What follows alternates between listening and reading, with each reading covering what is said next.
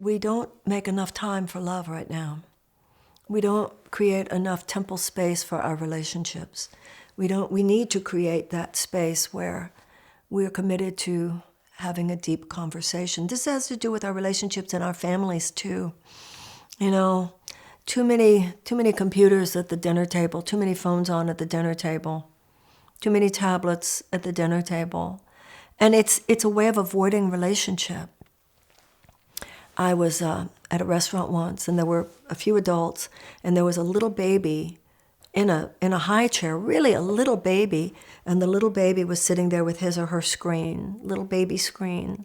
I was thinking something's really wrong about this, because that was the age where a baby's brain, you know, that baby should be looking around the table, picking up clues subconsciously, the little brain developing that says that other people matter and how other people relate to each other.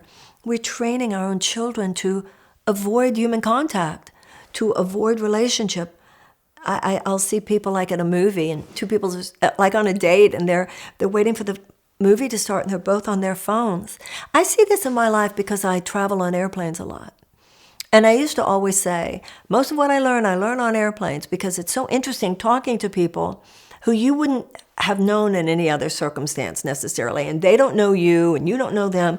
And I've had such rich conversations on airplanes because everybody's a little more real, you know, because, you know, you're more aware of, you know, possibilities. So I used to find such rich conversation on airplanes. Now, you sit down, everybody's already got their earbuds in, they're already looking at their tablet.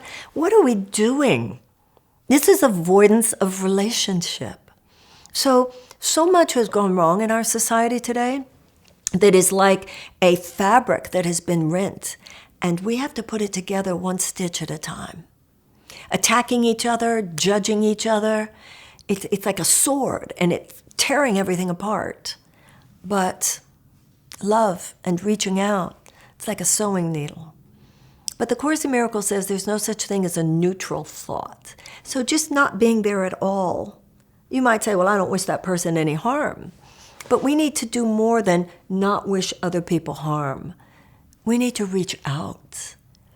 And that's why even casual relationships can be as significant as what we think of as these big, grand relationships. And one of the things I've noticed in my life is if I'm not practicing the truth and the core of relationships with just the people that I see as I go through the day, I don't know where I get that later that night, right? I'm going to be like, you know, the great love person that I want to be when I haven't been sort of practicing all day.